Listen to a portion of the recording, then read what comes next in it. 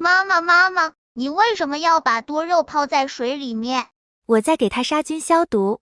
是洗澡的意思吗？差不多就是洗澡的意思。就像妈妈把我泡在浴盆里，对不对？对的。你等一下提醒妈妈拿出来。我很忙的，没时间提醒你，你还是靠自己吧。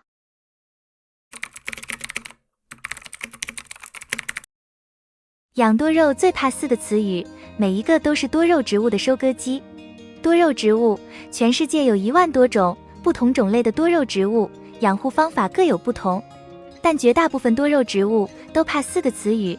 多肉听了要吓哭，养多肉人听了更要吓哭，尤其最后一个最可怕，究竟是什么呢？接下来就来揭晓答案，拿起小本本开始记录吧。大家好，这里是花花世界的频道，花花干啥不行，养多肉第2名。今天介绍一下养多肉最怕遇到的4种情况。1. 化水。所谓化水，就是多肉叶子里面的叶肉变成水质一样的状态，看上去变透明了。化水的本质就是水冲破了原来的壁垒，全部跑到了叶片里面，所以叶片看起来透明，轻轻一碰，出来的全是水。多肉植物化水只是现象，有些化水能挽救，有些化水压根不给你挽救的机会，1、2天就整株变成小透明。我们在处理化水问题时，要根据化水原因来预防和解决。大部分的化水原因都是浇水不当引起的，比如通风不好、浇水后高温天气等。不想让多肉植物化水，就要在浇水上下功夫。一方面，给多肉浇水要把握好时间，夏天中午不浇，冬天早晚不浇。另外一方面，浇水以后一定要多通风，让花盆里的水分尽快蒸发掉一部分。第3点就是切忌浇水过后太阳暴晒，尤其夏天高温天气。遇到化水后，检查叶片、茎秆，如果只是叶片化水，摘掉就可以。如果已经波及茎秆，要把有问题的茎秆部位全部砍掉。如果已经波及根部，那么大概率是没救了，不过可以晾根观察一下，死马当活马医。预防化水的话，一定要通风，尤其夏季遮阴通风双管齐下比较好。2. 掉叶子。养多肉植物，掉叶子是很常见的一种现象。如果是正常新陈代谢不用担心，比如叶片正常老化，比如浇水过多叶片吸入大量水分，轻轻一碰叶子掉落。但如果是其他情况的掉叶子，一定要引起重视。多肉植物掉叶子，一方面是栽种植料透气性不好，根部供氧不足引起闷根，导致叶子脱落，所以养护多肉植物一定要保证栽种的植料通风透气。另外一方面，可能是多肉茎秆出现问题导致的掉叶子，比如病虫害等等。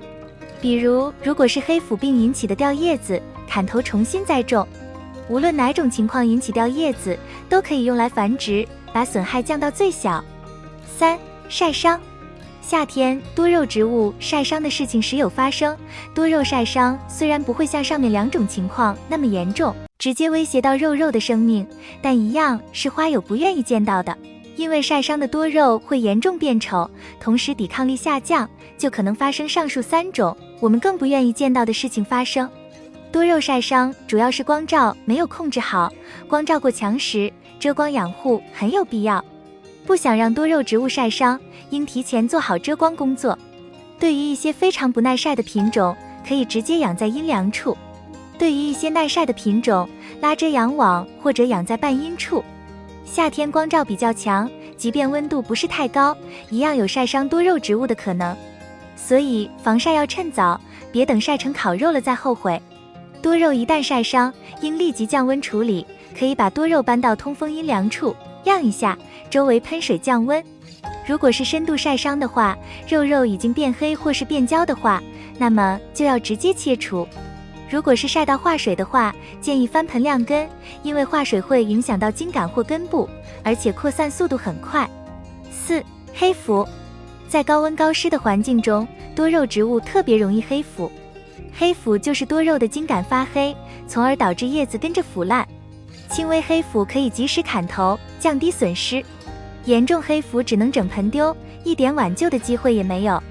黑腐的多肉甚至会把病菌留在土壤、花盆里，所以栽种过黑腐多肉的土壤最好丢掉，花盆也要暴晒或者用杀菌药杀菌以后，再用来栽种其他花草。不想让多肉植物黑腐，预防工作要做好。首先就是多通风，保持盆面干爽，提高植株的抗性。另外要控制浇水，一些容易黑腐的品种，天气闷热时完全可以断水养护，比如玉蝶、红之玉等等。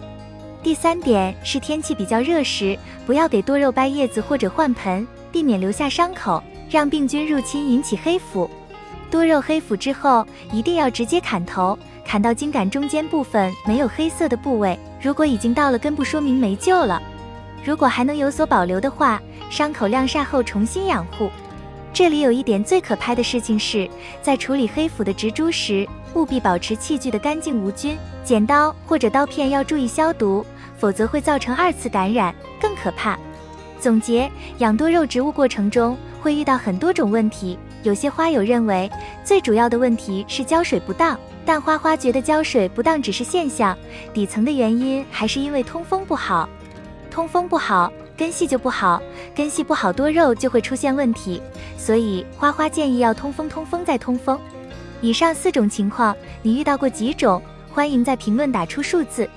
以上就是今天分享的内容，如果有更多建议和养殖好方法，也烦请您在下方评论留言分享，让更多人知道。影片中如果有错误和疏漏，也请批评指摘。同时也欢迎您的关注、转发和收藏。感谢观看，感谢粉丝一直以来的喜欢和支持，我们下期再见。